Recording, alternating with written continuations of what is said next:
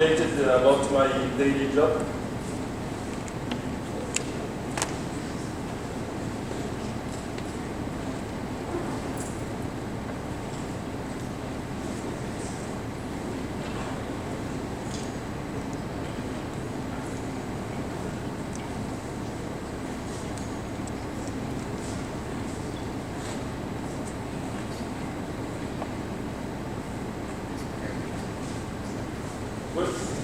Okay, my team in Douai, in northern France, we work on robotics. So this is a quick update on what's changes since my last year talk.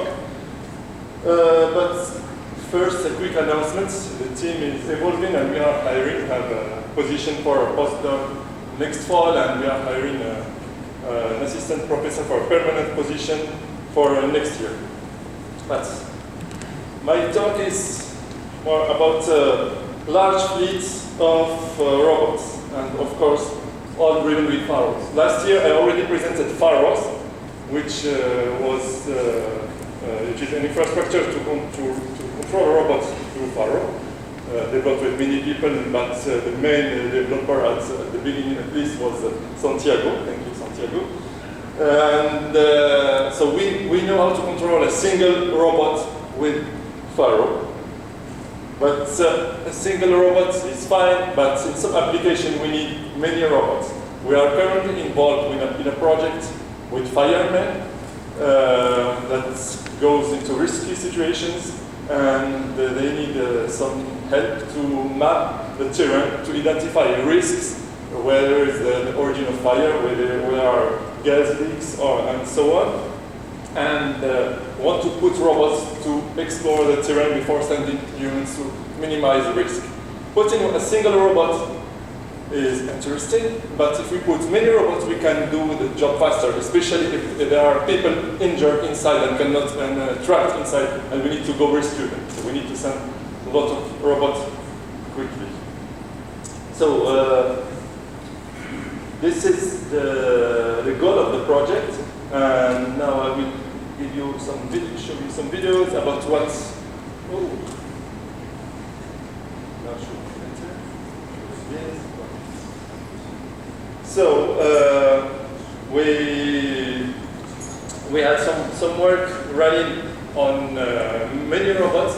So the goal is the robots start from the entrance of an area. We do this experiment in our building, and the robots start and navigate into the environment.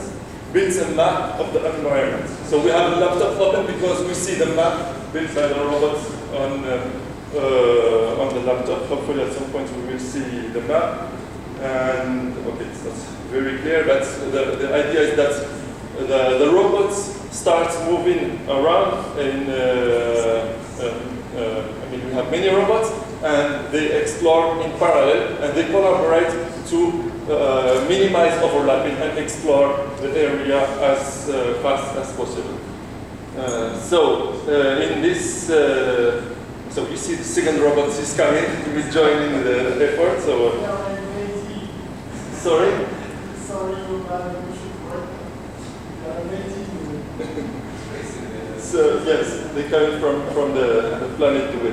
And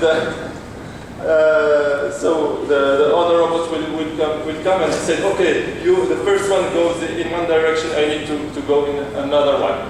So this is how they overlap. And we did the mapping of our building. And so 2 robots is better than 1, but we are small talkers, we can do better. So this is our goal, is to build large fleets of robots. So this is an ongoing project. So what we do for safety reasons and for speeding up also the validation, we work first on simulation, and then we take the software and put it on a real robot. So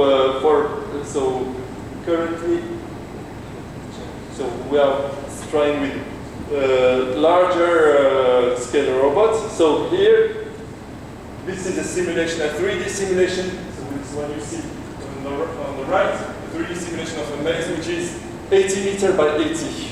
So 80. And every dot you see in the right side, so they are tiny. It's a single robot.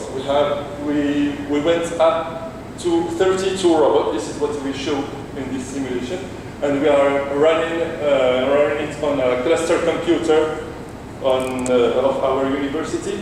The blue color is the laser scan, because each robot has a laser scanner to discover the environment. And you will see that they will slowly progress into the environments, depending on there are corridors, so they cannot split easily, but some find a different path. You see in the middle and to the right. Oh, okay, it's not moving. It's not moving, but okay. Hopefully now it will. See, let's speed it up.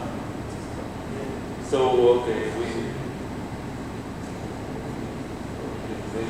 they evolved, and now we zoom into the 3D environment.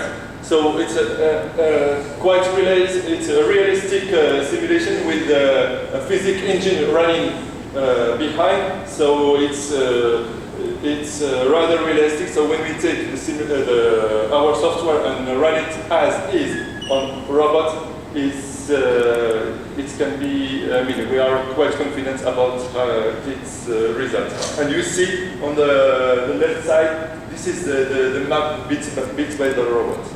So we tried it when. Okay, we tried it on different terrains, but I don't have them on this video. And that's it.